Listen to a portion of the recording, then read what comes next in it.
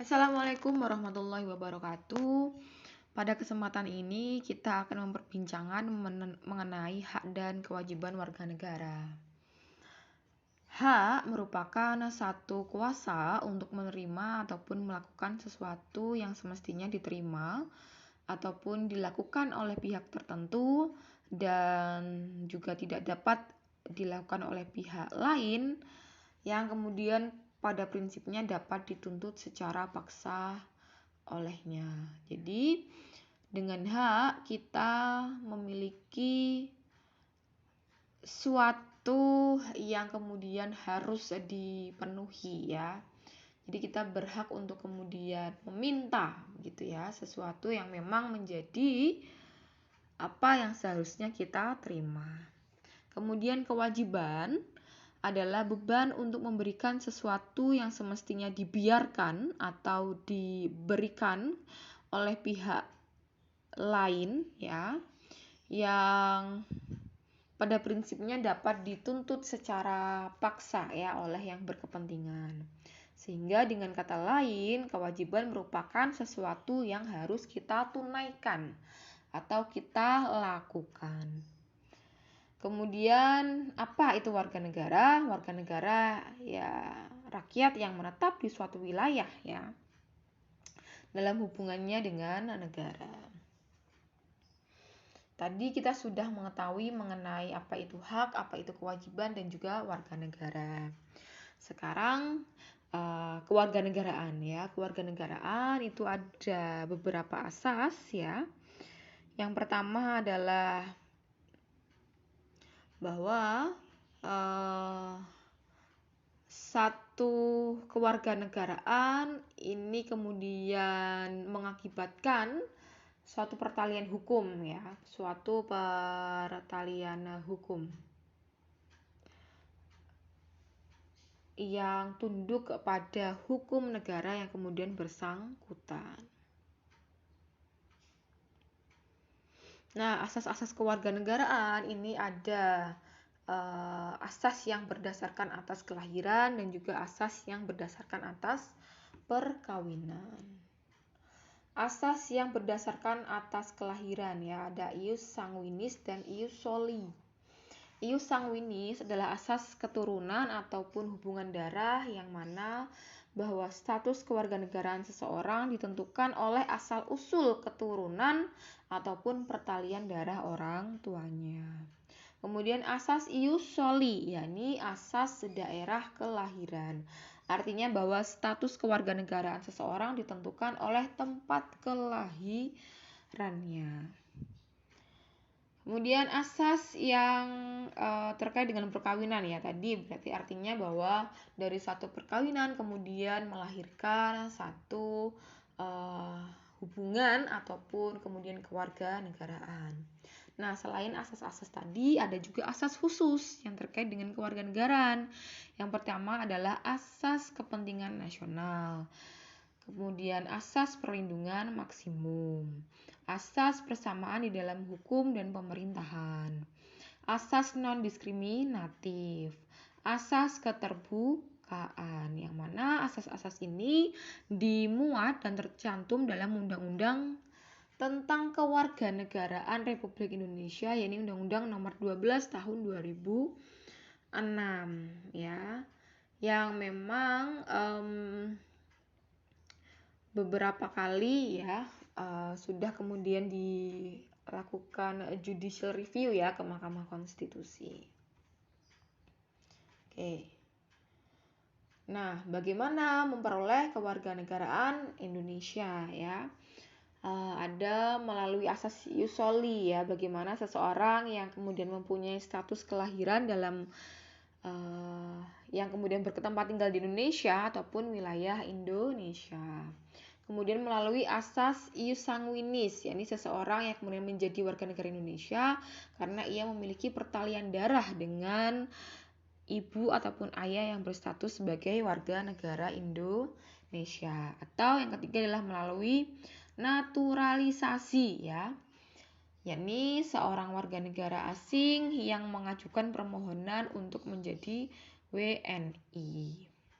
Nah, sejatinya di Indonesia itu menganut ius sanguinis ya, namun dalam beberapa hal tertentu ini juga bisa kemudian ius soli namun terbatas ya.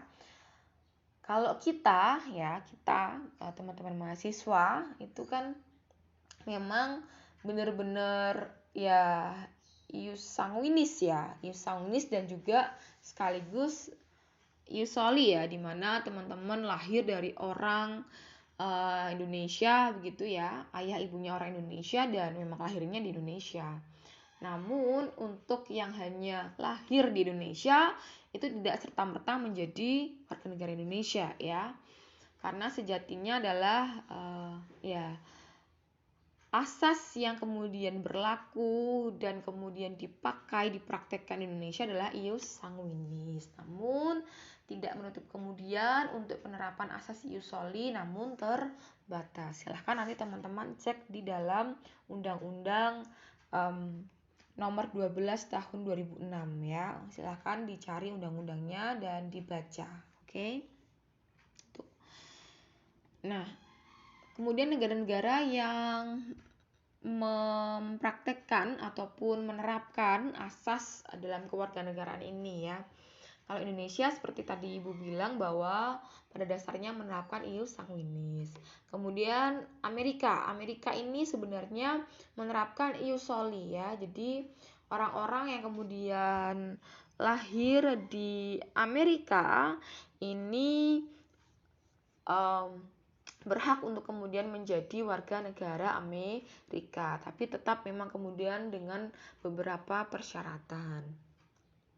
Nah, terkait dengan kewarganegaraan ini pernah kemudian terjadi satu permasalahan yang menarik ya, di mana terkait dengan dui kewarganegaraan atau dua kewarganegaraan yang dipegang oleh satu orang. Contoh kita tahu beberapa waktu yang lalu ya, di mana ada satu permasalahan yang dialami oleh pengibar bendera Indonesia ya. Nanti bisa teman-teman cek ya di berita begitu. Jadi satu ketika pengibar bendera dia adalah keturunan, sebenarnya ibunya orang Indonesia tapi ayahnya orang Prancis. Nah, karena dia belum berumur 18 tahun sehingga dia berkewarganegaraan ganda, ya kan? Berkewarganegaraan Prancis dan berkewarganegaraan Indonesia. Kemudian timbul polemik, apakah dia kemudian berhak untuk mengibarkan bendera Indonesia kan begitu.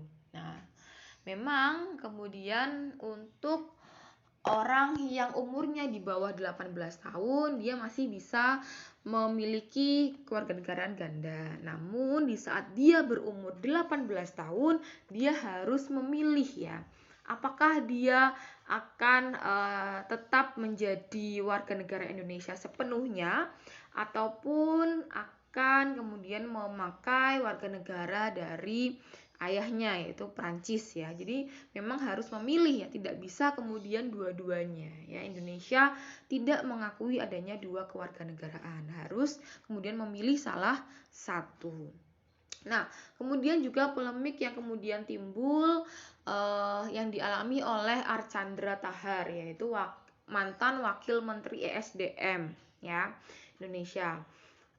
Archandra Tahar ini kan memang dia sebelumnya bekerja di perusahaan asing di Amerika. Nah, karena kontribusinya dia mendapatkan kewarganegaraan dari pemerintah Amerika ya, bukan atas kemauannya tapi memang sebagai pemberian ataupun hadiah dari pemerintah Amerika. Nah, kemudian Archandra Tahar ini memiliki dua kewarganegaraan. Nah, pada saat dia menjabat sebagai wamen, ini kemudian menimbulkan polemik di masyarakat. Karena pada hakikatnya yang namanya pejabat negara ya, pejabat publik itu tidak boleh dia memiliki kewarganegaraan, karena ini nanti ada kaitannya dengan kepentingan nasional. Apalagi ISDM ini kan sangat strategis ya dalam hal terkait dengan sumber daya alam yang kemudian dimiliki oleh Indonesia. Maka ini kemudian tidak heran ya bila masyarakat kemudian menjadikan ini sebagai sebuah polemik. Akhirnya untuk kemudian diputuskan bahwa Archandra Tahar kemudian diputus ataupun kemudian dilepaskan dari tugas dan tanggung jawabnya sebagai Wakil Menteri ISDM. Ya, lagi-lagi masalah kewarganegaraan ini juga menjadi satu isu yang penting ya dalam ketatanegaraan Indonesia, termasuk bagaimana pengaturannya terhadap perkawinan campuran ya. Ini penting ya untuk kemudian diakomodir ya. Bagaimana status kewarganegaraan dari anak hasil perkawinan percampuran ya. Ini penting untuk kemudian diperhatikan ya, dan teman-teman silakan untuk mempelajarinya lebih lanjut dalam Undang-Undang tentang Kewarganegaraan nomor 12 tahun 2006. Oke, sekiranya itu yang bisa saya sampaikan. Terima kasih. Wassalamualaikum warahmatullahi wabarakatuh.